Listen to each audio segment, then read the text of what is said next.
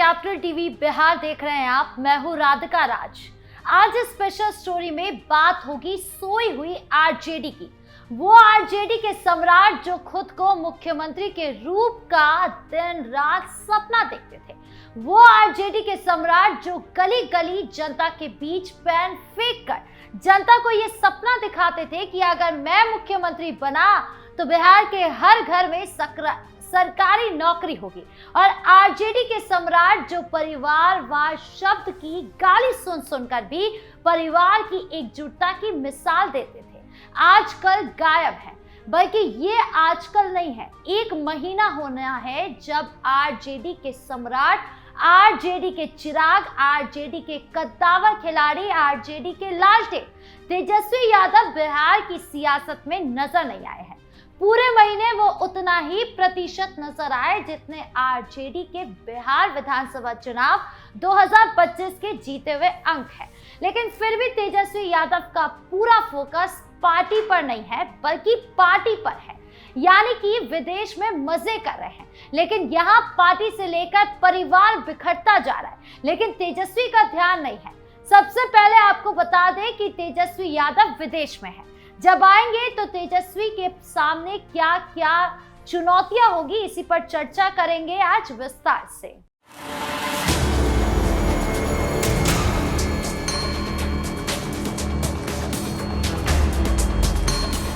RJD के सम्राट तेजस्वी यादव ने अगर सच में अपनी स्थिति को सीरियस लिया और नए साल में नया रेजोल्यूशन लिया कि पार्टी से लेकर परिवार में चीजें सुधारनी है, तो उनके सामने 4 बड़ी चुनौती होगी।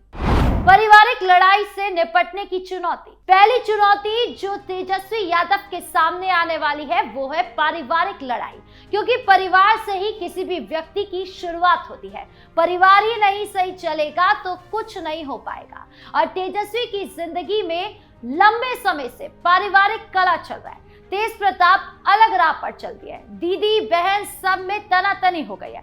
कोई एक दूसरे का मुंह देखने को तैयार नहीं है और इसीलिए घर की लड़ाई अब सियासत के अखबार की हेडलाइन बन गई है। और ये हेडलाइन बनाने के पीछे तेजस्वी यादव का ही बड़ा हाथ है और इसीलिए उन पर बीजेपी और तमाम एनडीए की पार्टियां सवालों की बौछार करती हुई नजर आ रही है। इस पारिवारिक कला को देखते हुए एनडीए पार्टी का जो सबसे बड़ा सवाल है वो यही है कि जो अपना घर नहीं संभाल सकता वो देश और राज्य को क्या संभालेगा, जिसका जवाब तेजस्वी यादव के पास है ही नहीं। संगठन को ट्रैक पर लाने की चुनौती। दूसरी चुनौती जो तेजस्वी यादव के लिए आने वाला भविष्य खराब कर सकती है वो है संगठन की कमजोरी। अभी जिस तरीके से बिहार चुनाव के बाद आरजेडी बिखरी है, कार्यकर्ताओं का मनोबल टूटा है, संगठन जमीन पर आ गिरा है, उससे उठाने के लिए कोई भी नहीं है। एक पार्टी की उम्मीद होती है कि उनका लीडर उन्हें डायरेक्शन देगा, पार्टी में समय समय पर जोश भरेगा, या फिर जब पार्टी का बुरा वक्त चलेगा तो एक्टिवली लीडर काम करेगा, यानी कुल मिलाकर कंधे से कंधा मिलाकर चलेगा। लेकिन तेजस्वी यादव को अगर देखा जाए तो वो चुनाव से पहले तो बहुत एक्टिवली काम कर रहे थे, रिकॉर्ड तोड़ रैलियां कर रहे थे, यहाँ तक कि जनता को लुभाने के लिए दिन रात बड़े बड़े वादे भी किए। लेकिन जब किस्मत का खेल पलटा, जब पार्टी मिट्टी में मिल गई या जब पार्टी का बुरा वक्त शुरू हुआ, यानी कि चुनाव में करारी हार, तो तेजस्वी यादव सीधा मिस्टर इंडिया ही बन गए। ना कोई सोशल मीडिया पर एक्टिविटीज, ना कोई राजनीतिक बयान, ना कोई पार्टी के लिए संदेश, ना कोई मीटिंग, ना कोई बड़ी रणनीति। और जब ये दोहरा रवैया तेजस्वी यादव का पार्टी के कार्यकर्ताओं ने देखा तो उनका तो मन ही टूट गया कि कैसे नेता है, हमने यहाँ साल भर मेहनत की, जब पार्टी को मनचाहा फल नहीं मिला तो हमारा लीडर ही देश छोड़कर पार्टी करने चला गया, जिसके बाद सारा ठिकरा फोड़ा गया तेजस्वी के सलाहकार यानी कि संजय यादव पर। संजय यादव पर एक बार नहीं, 2 बार नहीं, बल्कि हजारों बार पार्टी की रणनीति पर सवाल उठे। उन्होंने पार्टी की रणनीति पर कभी ध्यान नहीं दिया। उन्होंने ध्यान दिया तो केवल सिर्फ अपने बैंक बैलेंस पर। अब वो भी इतना ध्यान दिया कि पार्टी की दिशा और दशा ही बदल कर रख दी। ना पार्टी में अब इतना जोश है कि वो खुद को संभाल सके, ना ही पार्टी में इतना दम है कि बिहार चुनाव में मिली करारी हार के बाद भी उठ सके। और ऐसा कुछ नहीं है कि तेजस्वी यादव को ये सारी बातें पता ना हो। तेजस्वी यादव को सब कुछ पता है, लेकिन फिर भी तेजस्वी यादव अनजान बने हुए हैं, महीने भर से मजे ले रहे हैं। आपने बिहार विधानसभा में भी देखा होगा कि तेजस्वी यादव कहीं नजर नहीं आए। वो तेजस्वी यादव जो साल भर बिहार की जनता के हितैषी बने घूमते थे, जब वक्त आया कि सरकार से सवाल पूछा जाए तो वो थे ही नहीं, उन्हें मतलब ही नहीं था। ये गुण, ये व्यवहार जो तेजस्वी यादव के लिए चल रहे थे, यही उनकी हार का सबसे बड़ा कारण बन गया। और अब अगर विदेश से आकर तेजस्वी यादव के साथ हार का मंथन नहीं किया, पार्टी को नहीं संभाला, पार्टी के कार्यकर्ताओं में जोश नहीं भरा, तो पार्टी पूरी तरह बिखर जाएगी। और उसके बाद कितना भी माथा पीट ले तेजस्वी यादव, कभी भी बिहार के किसी भी चुनाव में खड़े नहीं हो पाएंगे। और अभी जिस तरीके से उन्हें बिहार चुनाव में 25 सीटें मिल गई, ये घटकर 10-15 पर भी पहुंच सकती है। राजद के एमवाई का बिखराव रोकना। तीसरी बड़ी चुनौती तेजस्वी यादव के सामने राजद के पारंपरिक एमवाई यानी कि मुस्लिम यादव वोट बैंक का बिखराव रोक रहा है। बिहार विधानसभा चुनाव 2025 में राजद को करारी हार का सामना करना पड़ा। पार्टी सिर्फ 25 सीटों पर सिमट गई, जबकि महागठबंधन कुल 35 सीटें ही जीत पाया। एनडीए ने 202 सीटों के साथ प्रचंड बहुमत हासिल किया। इस हार की बड़ी वजह रही पारंपरिक एमवाई समीकरण का टूटना। यादव वोट तो काफी हद तक राजद के साथ रहा, लेकिन मुस्लिम वोट में भारी बिखराव देखने को मिला। सीमांचल क्षेत्र जहां मुस्लिम आबादी ज्यादा है, वहां असदुद्दीन ओवैसी ने अपना झंडा गाड़ दिया। एआईएमआईएम ने 5 सीटें जीत ली। अमौल, बहादुरगंज, कोचा धामन, जोकीहाट और बेसी, ये वही सीटें हैं जहां 2020 में भी एआईएमआईएम ने जीत हासिल की थी। हालांकि 2020 के बाद 4 विधायक राजद में चले गए थे, लेकिन 2025 में ओवैसी की पार्टी ने अपनी पकड़ बनाए रखी। सीमांचल में मुस्लिम वोटर का विभाजन हुआ, जिसका सीधा नुकसान महागठबंधन को उठाना पड़ा। कई सीटों पर मुस्लिम वोट कटने से एनडीए को फायदा पहुंचा। राजद का कोर वोट बैंक लंबे समय से मुस्लिम और यादव पर टिका रहा। लालू प्रसाद यादव के दौर में ये एमवाई फॉर्मूला अजय माना जाता था, लेकिन अब मुस्लिम समुदाय में बदलाव आ रहा है। ओवैसी की एआईएमआईएम मुस्लिमों के लिए अलग विकल्प बनकर उभरी है।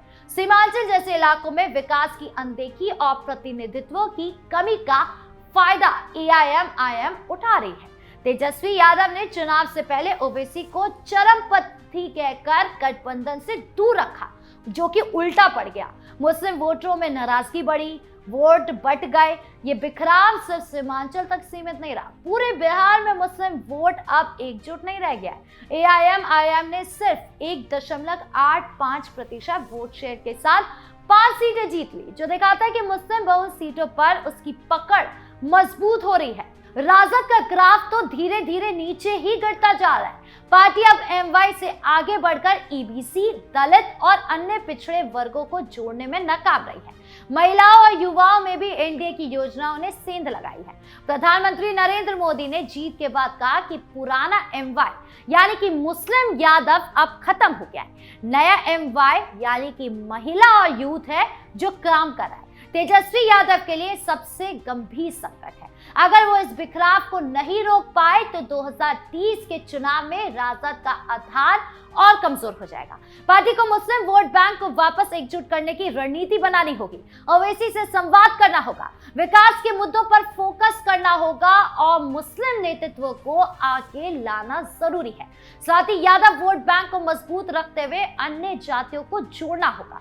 तेजस्वी को अपनी सलाहकार टीम बदलनी पड़ सकती है, यानी कि संजय यादव को खोना पड़ सकता है, क्योंकि संजय यादव जैसे लोगों पर पार्टी में असंतोष है। अगर तेजस्वी यादव ऐसा कर पाए तो पार्टी में कुछ सुधार हो सकता है। जनता देख रही है कि जो नेता अपना कोर वोट बैंक नहीं संभाल पाता, वो बिहार जैसे विधिक राज्य को कैसे संभालेगा। तेजस्वी अगर विदेश से लौटकर इस चुनौती को गंभीरता से नहीं लेते तो राजद की लालटेन हमेशा के लिए धुंधली पड़ सकती है। विश्वास के धरातल पर साथी दल चुनना। चौथी और आखिरी बड़ी चुनौती जो तेजस्वी यादव के सामने है वो है विश्वसनीय साथी दलों का चयन करना और उन पर विश्वास बहाल करना, क्योंकि अकेले लड़ाई लड़ना मुश्किल होता है। और बिहार की सियासत में गठबंधन की सत्ता की कुंजी है, लेकिन तेजस्वी के लिए महागठबंधन अब बीमार पड़ चुका है। कांग्रेस जैसी पार्टी जो बिहार में खुद का कोई मजबूत आधार नहीं रखती, सिर्फ आरजेडी की बैसाखी पर चलती है, लेकिन चुनाव में असल मुद्दों को छोड़कर वोट कटने की शिकायत करती है, वोट चोरी के मुद्दे उठाती है, पलायन जैसे मुद्दे और शिक्षा जैसे मुद्दों को छोड़ देती है। कांग्रेस ने तो एआईएम को गठबंधन में शामिल करने की वकालत की थी, लेकिन तेजस्वी ने साफ मना कर दिया। नतीजा ये हुआ कि सीमांचल में मुस्लिम वोट बढ़ गए और महागठबंधन को भारी नुकसान उठाना पड़ा। कांग्रेस बिहार में सिर्फ 6 सीटें जीत पाई, जबकि उसने 61 पर लड़ाई लड़ी। ये हालत देखकर सवाल उठता है कि ऐसी आलसी और कमजोर पार्टी को साथ लेकर तेजस्वी 2026 में कैसे लड़ेंगे। एक तरफ कांग्रेस का कोई अस्तित्व नहीं है, दूसरी तरफ मुकेश सैनी की वीआईपी पार्टी भी अविश्वास की शिकार हो गई है। सैनी ने तो खुलकर कहा है कि महागठबंधन बीमार है और वो इसका इलाज करेंगे। तेजस्वी ने गठबंधन में विश्वास बहाल करने की बजाय अकेले दम पर लड़ने की कोशिश की, लेकिन हार ने साबित कर दिया कि बिना मजबूत साथियों के सत्ता दूर की कौड़ी है। अब तेजस्वी के सामने चुनौती है कि नए विश्वसनीय दल चुने, पुराने साथियों में भरोसा जगाए, वरना 2026 में भी वही हाल होगा जो अभी देखने को मिला। जनता देख रही है कि जो नेता अपने गठबंधन को नहीं संभाल पाते वो बिहार क्या संभालेंगे। ये 4 बड़ी चुनौतियां हैं तेजस्वी यादव के सामने। पारिवारिक कलह सुलझाना, संगठन को मजबूत करना, एमवाई समीकरण का बिखराव रोकना और विश्वसनीय गठबंधन बनाना। अगर तेजस्वी विदेश से लौटकर इन पर गंभीरता से काम नहीं करते तो आरजेडी का भविष्य और अंधकार में चला जाएगा। बिहार की जनता विकास और मजबूत नेतृत्व चाहती है, ना कि पारिवारिक ड्रामा चाहती है और विदेशी छुट्टियां चाहती है। तेजस्वी को अब सोई हुई आरजेडी को जगाना होगा, वरना लालटेन हमेशा के लिए बुझ जाएगी। आपकी इस पूरे मामले को लेकर क्या राय है, कमेंट बॉक्स में जरूर बताएं। धन्यवाद।